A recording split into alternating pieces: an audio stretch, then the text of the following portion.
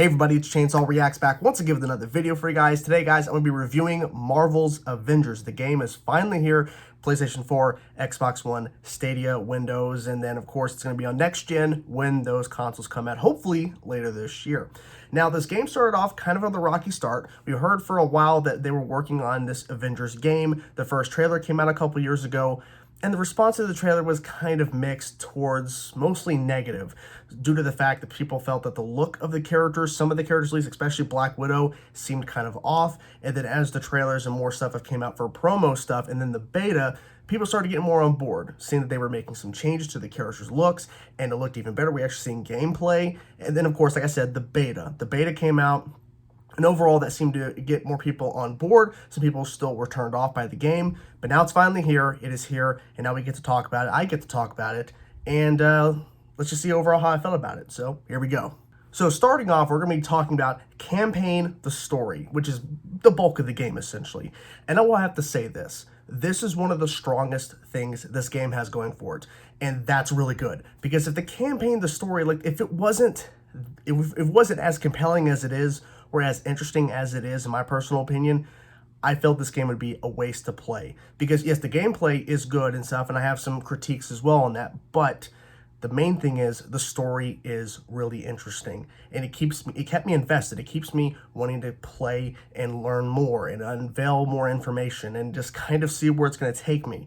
Because the game, starting off kind of slow, but also getting some really cool stuff with Kamala. And then we get to A-Day, which we saw within the beta. And then after that, then we have, as they have been saying, 5 years later, where we have a time jump, and then everything has changed because of the events of A-Day. And then from there, we get to follow Kamala, who's the main character, which for a while, they didn't even announce she was in the game. And now that she is in the game, and we know for a fact that she's the confirmed main hero, the main character of the story, it really changed up a lot of things, because when we saw the unveiling of the game for the first time and some promo stuff leading up to Kamala being announced as the main character in the game, we all had some kind of idea of, well, who's the main character? Is it going to be Iron Man, Cap, Thor, Hulk, Black Widow? Like, who's going to be the main focus? Or all of them in some sort of way being the main characters of the whole game, switching in and out, which that kind of happens, but Kamala is the main focus. I felt that was a pretty interesting decision, but I think overall pretty smart, because her perspective is vastly different than the rest of the Avengers and how it all ties in and how she's interconnected with them. And of course, with the campaign, we have to talk about the main villain, which is MODOK. Now, I feel like they did a pretty good job of establishing MODOK, and he really felt like a really good villain in this. Now, he's not going to get too specific, so I don't want to get into spoilers. He's not in the game too much, but he is in it enough to feel that threat and to feel how important of a character he is connected to everything going on in this story. So I feel like they did a good job with that in terms of having that connection. Now, like I said, I will not get into spoilers, but I will say this. I think the ending of this game definitely is tying into some things that we're kind of hinting at that will be, of course, DLC for this game down the road with added characters and stuff like that. But there's also things that I think they're setting up just for the next game in general, like stuff they'll actually cover in a full game versus DLC down the road. Next up is gameplay. Now, this is something I think is also a strong suit for this game as well. Now, in terms of gameplay, all 6 playable characters in this game, in terms of Kamala, Black Widow, Hulk, Thor, Iron Man, and Cap, all play differently. I think that's a really strong suit and a really big positive for this game, because if all of these characters played kind of similar in a sense and there's a few variations, then it would get very boring very quickly playing as these different characters, as it switches you out to playing different characters throughout the story missions. So that's good. But I will say this, there are times when you're playing as these characters, whether it's for the first time in the story or whether it's at a point in the game where you are being forced because it's a part of the campaign of it all, that you kind of wish you were playing as somebody else instead. But the way that the story is progressing, you have to play as this character. And that's fine if you're okay with that character. But for me, Iron Man was hard to master, essentially, or basically get an understanding of how to use that character. Everybody else was pretty much simple in terms of how I play. Iron Man was a little bit different, so that was kind of a hurdle I had to get over.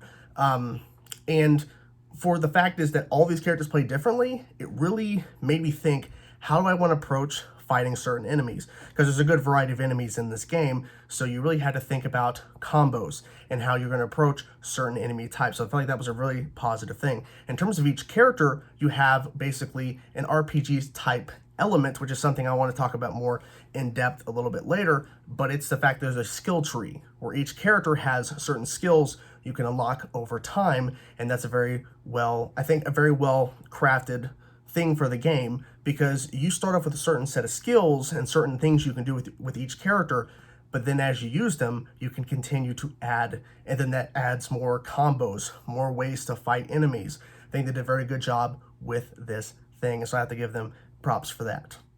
One little critique, negative if you will, about the gameplay is that sometimes it feels that the characters are fighting the same enemies over and over in missions. And in a sense, that's kind of how the game is built, as you fight a lot of enemies at times. But it feels that they could have maybe added a little more variety to how you go about in missions, except for just fighting a bunch of enemies all the time, just constantly throwing waves of enemies at you. Maybe that could have been handled differently. Maybe they could have switched it up. Something else as well that I wanted to bring up too is that it feels that they didn't have a lot of ideas of how to approach certain things in this game in terms of how you complete a mission, because there's some parts where you have to stand in a little circle and have it highlighted, and you have to stay in that circle for a certain amount of time in order for it to 100% bar complete for Jarvis. Okay, I understand the concept. It's kind of interesting because you gotta hold down your area. You gotta stand your ground. But at a certain point, that gets repetitive. Also, another thing too is there's these 3 areas, A, B, and C, and it kind of reminds me of Call of Duty. But you have to go to these different areas and highlight them and stop the aim bots from going after them and taking control of them until 100% for Jarvis. It just felt like there was a lot of that, and it didn't feel like it was really like meaning anything for the story. Like they had a story or reason why you're doing some of these things, but it just felt like they could have added a little more variety to how you approach completing a mission besides wave of enemies, and then you have to stand your ground in a little circle, or there's A, B, and C areas you have to go take down. I kind of wish they would have done a little bit more work on that. One more little note I want to point out in terms of my experience is the fact that there was this one part of a mission where I was playing as Iron Man. I had to play as Iron Man. I couldn't pick and choose. And there was one part, it's an open area, and I have to go into this building to continue on with the mission. As I'm flying, the start of the mission, all these enemies below me are like spawning in, indicating I gotta fight them. But I didn't have to, because I flew all the way into this building, nothing was stopping me, and then I continued on with the next part of the mission. All these, at least 20, 30, maybe even 40 enemies were spawning below as I'm flying over this open area, and then it didn't matter. It didn't matter because I was able to get through like nothing. Is that I don't feel like that's okay. I don't know, maybe that's just me. I just felt like they should have some sort of thing that prevented me from going through until I did some certain thing, and then I can go through. You know what I'm saying? I don't know. Next up, side missions and DLC characters that are going to be coming down the road. What I really appreciated about this is that the campaign, I think, is pretty lengthy. There's a lot of things going on in the campaign, a lot of really cool missions a part of the campaign. Some of the things I was mentioning a little earlier about the holding your ground and the A, B, C areas you got to highlight is in there, but the story kept me really progressing through because I really enjoyed it, and playing as different characters. I think that was a good little thing. They were switching it up as you're going along in the campaign. But the side missions, I think, was a really nice addition. Now, there's always within campaigns and stuff like that, there's always side missions, but the side missions in this game continue to expand as you play more of the campaign itself, and you're able to actually go into this little part of the game. You're able to highlight specific things you want to look for, like hero specific missions for characters. You want to highlight and just focus on the campaign and find those missions to continue the campaign side of it all. And then other little things as well you can kind of go through, and you can actually just go through different areas on the war table and pull up and find certain missions and find it that way, but you can highlight and find certain things. I think that was a really good thing as well to have the side missions there to really further some of the story, not necessarily the campaign side of it, but certain story of certain characters. So there's some side stuff that it doesn't really further the story overall, it just kind of adds more info, like little tidbits.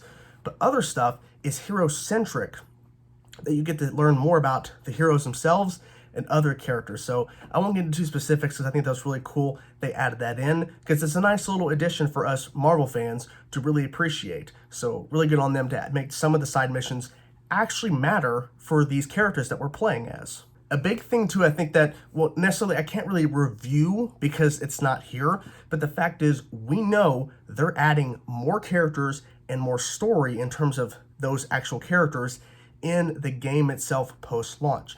I just want to briefly mention this. I think it's really cool, even though a lot of games do this. The fact is, me as a huge Marvel and a huge Avengers fan, the fact is that Kate Bishop, the fact that, you know, Hawkeye's coming, the fact that I think they've officially confirmed Black Panther is going to be in this, and Spider-Man, PS4 exclusive. That's kind of a Sony thing because, you know, they own the rights, so sorry Xbox players, but that's just how it is, I guess. It's not fair, it really isn't, and I kind of wish they would have found a way to make that work for everybody who plays Avengers to get Spider-Man too. I'm not really sure, but the fact is we're getting those characters added in, and we're also getting story missions. Now, we don't know specifics about how much new content is coming with those characters, but I'm hoping it's more than just a couple of things, but we'll have to wait and see. But the fact is we're getting that, and I think it's pretty cool. Next up is some issues that I came across while playing the game. I'm noticing other people had these issues as well, and I want to address them. And apparently, they're actually over there who, of course, developed the game, Crystal Dynamics, I believe that's who they're called. They are addressing this. They're looking at patches and fixes and all that kind of stuff. But I do want to address this because it's something I experienced. Two major things. Frame rate issues and a bug that caused me to have to revert back to the past save in order for me to continue in a story. Frame rate issues came up when there was a lot, and sometimes this happens in the game, a lot of enemies on screen at once with your character that you're playing as, along with companions, whether it's one companion, two, or even up to three computer companions. You can also invite friends as well if you want to do that as well. That's really cool. I think it's a nice addition. But when there's a lot of things happening on screen, frame rate issues is a thing, at least what I experienced on my PS4. Now, the thing is, too, I've played a lot of other games throughout the years on my PS4. Never had too much of a frame rate issue unless it's the actual game itself. It isn't the console.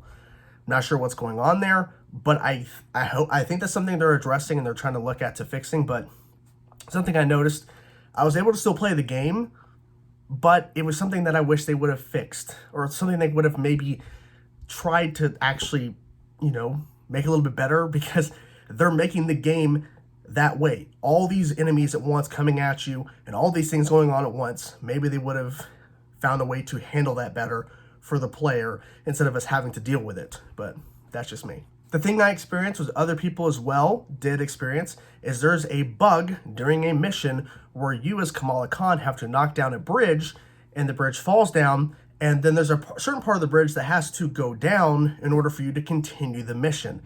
That did not happen for me. I'm sitting there, and the bridge falls. I'm like, okay, cool. Then I'm walking around, I'm like, where's the other character at? And I hear the character, but the character is not standing next to me, so I go back and see the character, and then I look it up online, and then I found by someone else who had the same issue, because some people were having this issue. Somebody said, revert to your last save, it should fix it, because you should be able to revert before you knock down the bridge again, and then you're able to continue the mission. And it happened. Luckily, it continued the mission. I thought for a second that I would have to restart the whole thing to fix it, but thankfully, reverting did help. But still something I noticed. The last thing I want to cover before my final thoughts is something that I wish I didn't have to talk about, but I have to. Microtransactions. Now, from what I noticed is that the microtransactions is only cosmetic. The problem is, some people will still use their hard-earned money, which everyone has the right to spend their money however they want. But the fact is, it's in the game. The fact is, it's actually a thing that they did at launch. And I got the game early because I decided to go ahead because after playing the beta, I definitely wanted to play the game itself. So I purchased the edition where I was able to play it 72 hours early. And I did. And they were already there. The microtransactions were there during the beta, if I remember correctly. So you're able to earn, I don't know if you're going to earn all these items through playing the game itself, and some of it's locked to only being able to be bought when you earn enough credits. I'm not really sure. I think you earn the credits or whatever they're called, and you're able to purchase all the items in the store if you wanted to, but you can easily just spend $20 and earn a little bit more than what one legendary or epic skin cost, and then you can purchase it immediately. I don't know, I just kind of wish they didn't do that. Not really sure what they were thinking. Not really sure why Marvel signed off on that. They really shouldn't have. But I mean, it's more money for them. But I don't know. I mean, I just think like, what I'm hearing is that people are like saying, you can earn this stuff by earning the credits in the game and not having to spend your own money to buy these items, but it's just a grind. It takes time. And that's, I don't know, just kind of wish they would have made things a little bit easier for the people who actually bought the game to actually just earn the stuff in store and actually make it worthwhile down the road for like DLC and stuff like that for people to come back and purchase that if it's actually worth it. And here we are, microtransactions. Ugh. So my final thoughts for Avengers, Marvel's Avengers. This game has a lot of potential to do some good things. The campaign, like I said, was a very big positive. The game has some good things going for it. There are some frame rate issues and a bug that I personally experienced, and other people are experiencing other bugs as well throughout the game that apparently is being addressed in some sort of capacity. I'm very hopeful that post DLC will be good for this game. I'm not really sure. We'll have to wait and see on that. But I'm optimistic this game will get more and more good things coming to it because they're very adamant on sticking with this game for a couple of years and giving it a good variety of content. We'll see. We will see. But overall, Marvel's Avengers gave me a really good story, some overall great gameplay with some hiccups here and there, some things I wish they would have fundamentally changed overall in terms of staying in a circle and highlighting it, or A, B, C, gotta lock these things down. Wish they would have found a little bit more creativity with some of that.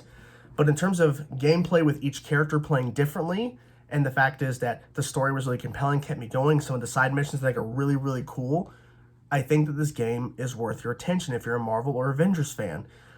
If you are skeptical this is the beta, I get it. But at the same time, I feel like it's worth checking out. And if you won't buy it now, I understand completely, or go to a friend's house, try it out that way, or wait till it goes on sale, which won't happen anytime soon because it just came out, but you get my point. I think it's worth checking out if you're a fan of Marvel or Avengers, so you can actually experience this game, and maybe it's just the campaign you'll actually enjoy. Who knows? But for me personally, I really enjoyed it, and I can't wait to see what they do next with post-launch missions and characters and all that kind of stuff. So anyways, hope you guys enjoyed my review of Marvel's Avengers. Can't even fucking talk. I'll talk to you guys soon. Peace out.